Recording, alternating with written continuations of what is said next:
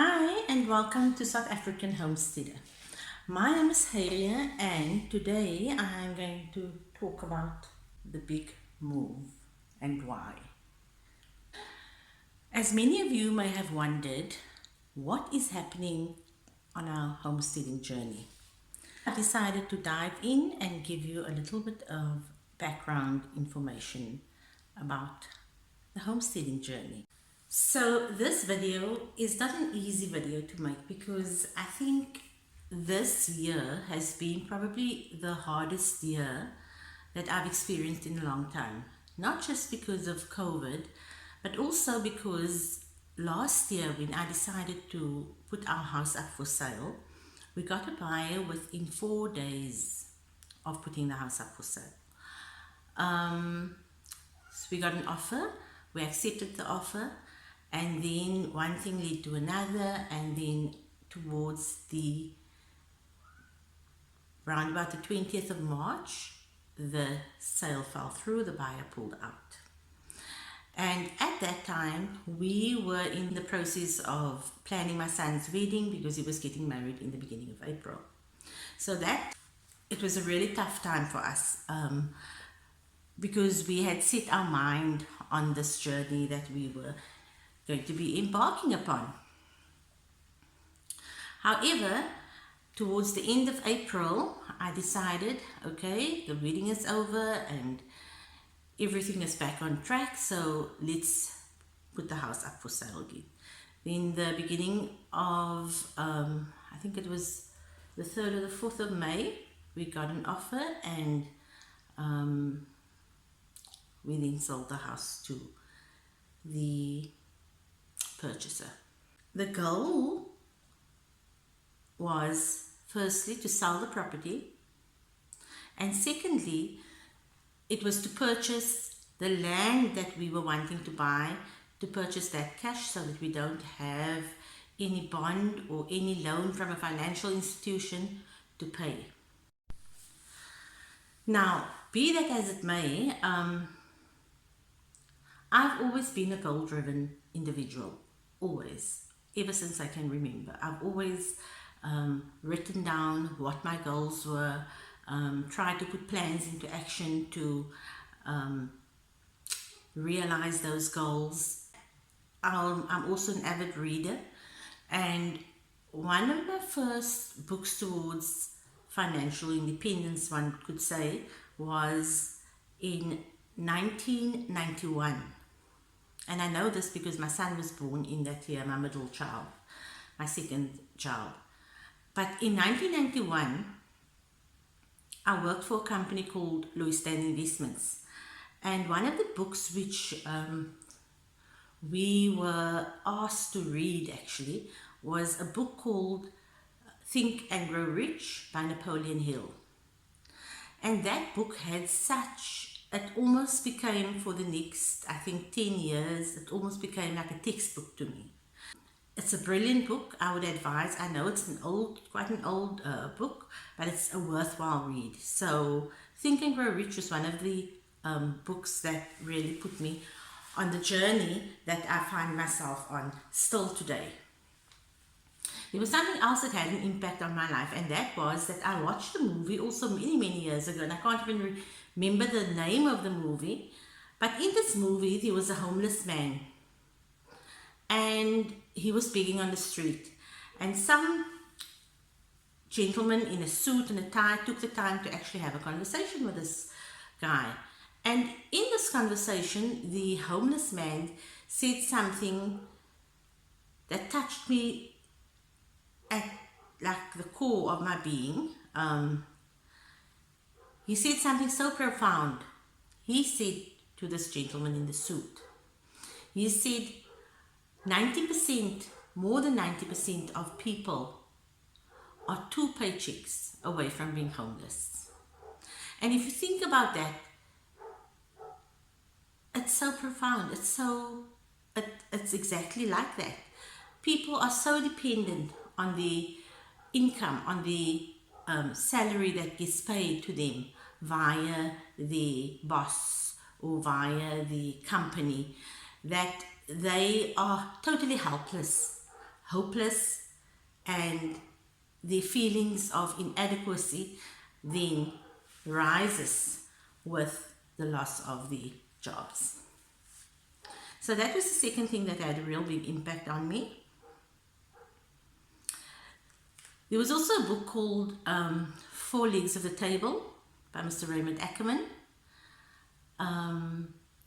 Also a brilliant book. In fact, my son took that book from me, and he enjoyed the book thoroughly.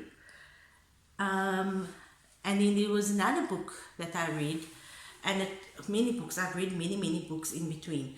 But these are the books that really made me, that helped mold me into the individual that I am today. Because it's you know, sometimes you read a book and there's just that thing that touches you in that. So the other one was all the Robert Kiyosaki books, such as Rich Dad, Poor Dad, and that whole series of books. Books such as The Secret. I actually watched the video in 2007, and wherever they speak about the universe, I substituted it with my creator. So, and I actually found that a lot of what was being said in there, I was already implementing in my life. So, for example, you know, when you have a dream is not is only a dream without action. So, if you have a dream, write it down, and then it becomes a goal. And once you have it written down as your goal, it then manifests. You then that helps to have a vision board, something where you can put down what you envision and where you envision and how you envision your life to be, and things that you would like, and just generally what you see your future as being like. So there were various other books and various other things that led me on to the journey to which I now find myself in. So for me, all through my life, I've always found that, to me, property equals stability. And each person is different, but that is just me. So when I was 29, turning 30, I purchased my first home. After 5 years, I sold that house, and then that was also the year 2001.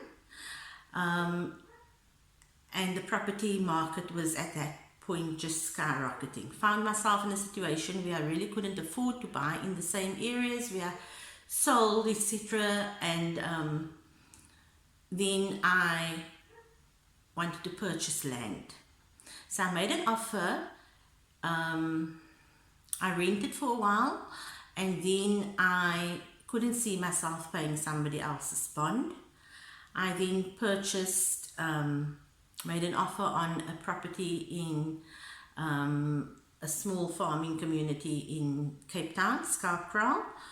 That was, it went through, everything was fine, and then on lodgement, there was a problem with that land because it was a divorce settlement, a divorce case, etc.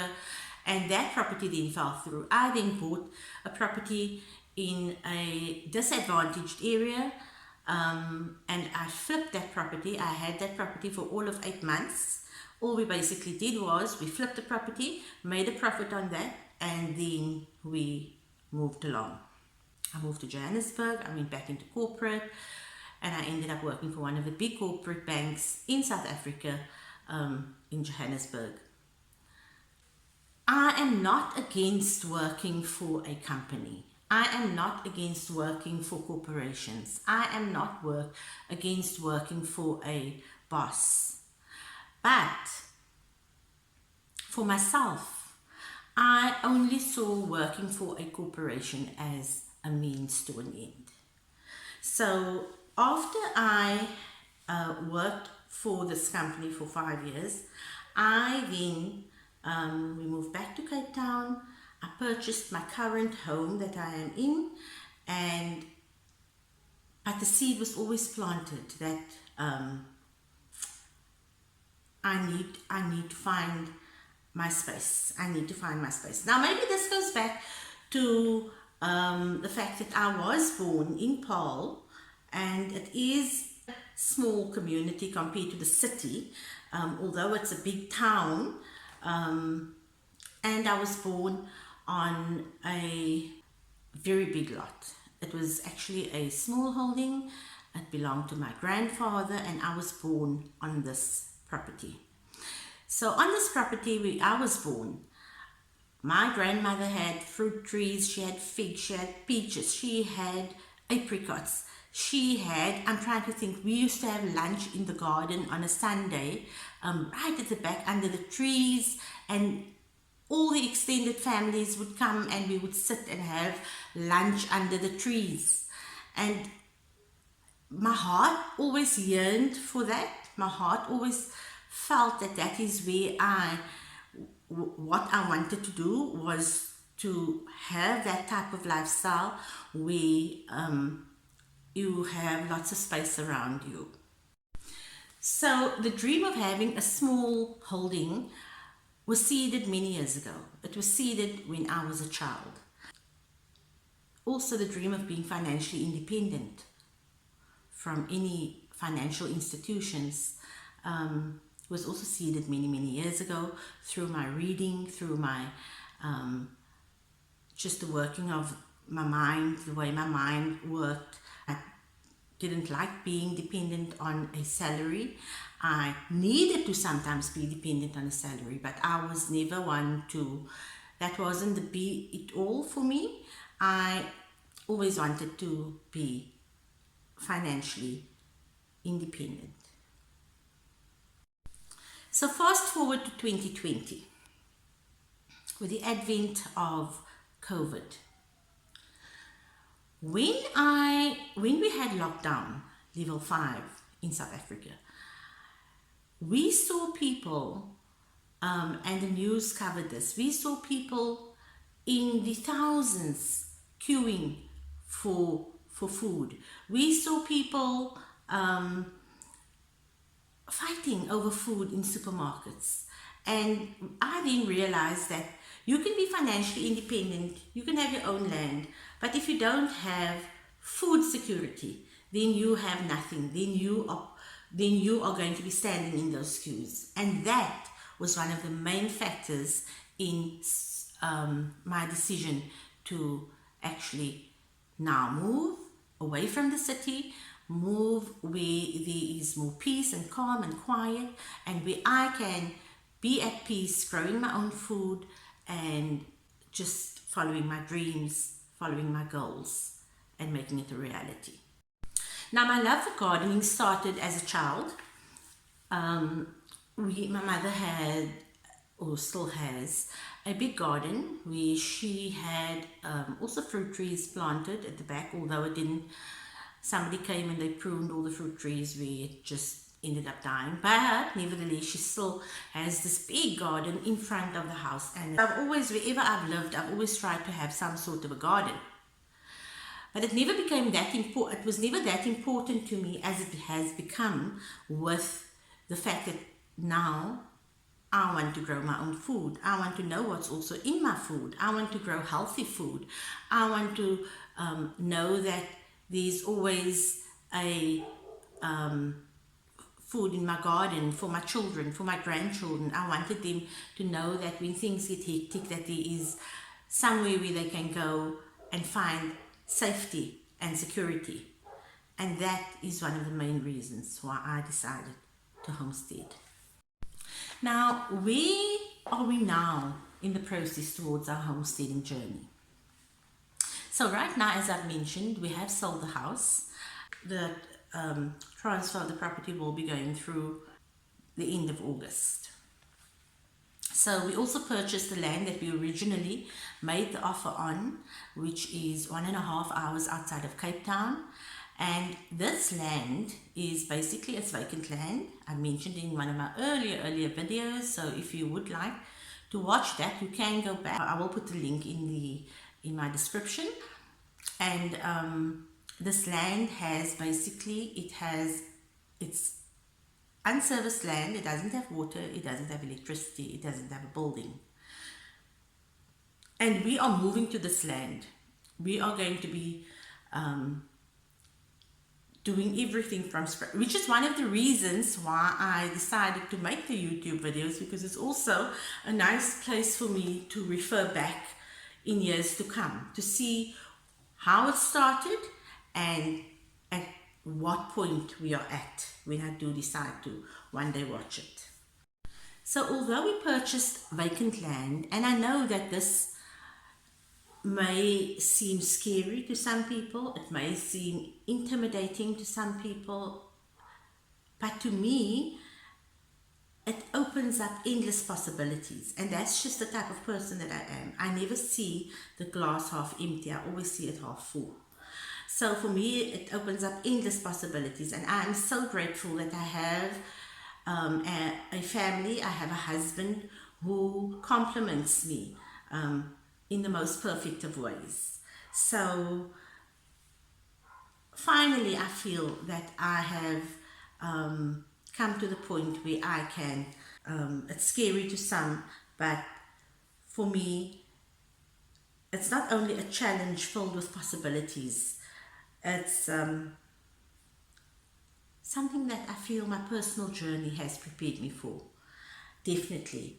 And nothing worthwhile ever comes easy, because this has been one of my most difficult journeys, which almost some people would say, but if it is that difficult, maybe it wasn't meant for me. I would say, because it was so difficult, it is exactly why it is meant for me. Do I have the staying power? Do I have the willpower to actually go through with chasing my dreams? And the time has finally come for me to fulfill my dreams, my goals, and endless possibilities for my future and the future of my children and grandchildren. Because the dream is to leave behind a legacy that will be so empowering for my descendants and loved ones. If you like this video, then please subscribe to the channel. If you'd like to follow the journey, click the like button and please share it amongst all your friends. So I look forward to chatting with you next on the next step, and from me, Haria at South African Homesteader. Until next time.